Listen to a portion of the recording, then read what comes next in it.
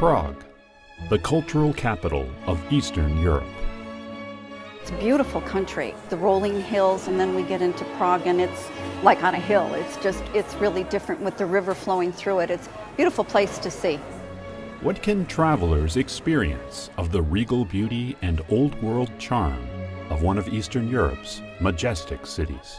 Perhaps a visit to the 9th century Prague Castle, or a stroll over the famed Charles Bridge, or exploring the city's old town and Jewish quarter.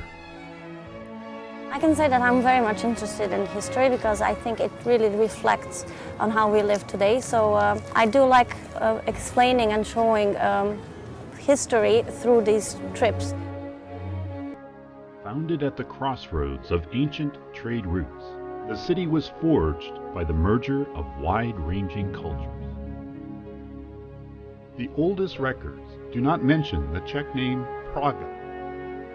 Rather, the settlement was called Meziradi, or Between the Castles. During its 1100-year history, Prague has been ruled by many.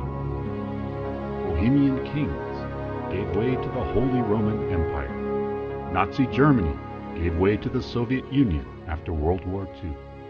The thing that I like to focus on as well is definitely the period of history of communism or socialism we had in these areas, because this part of the world was sort of hidden behind the Iron Curtain for so long.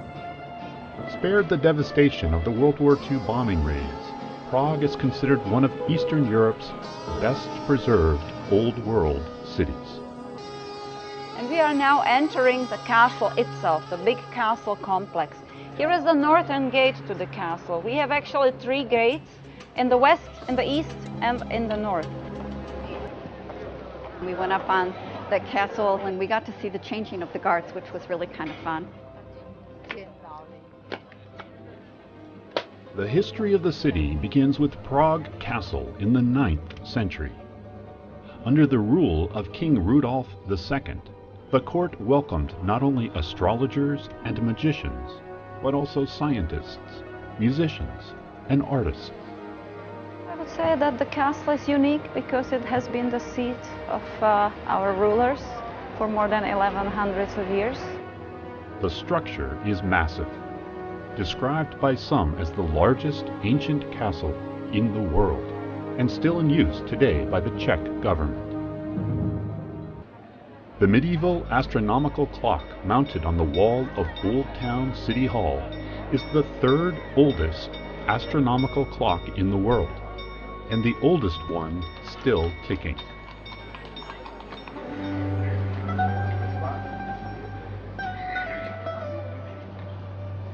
Jews came to Prague in the 10th century. They were merchants and they settled here because this was center of international trade.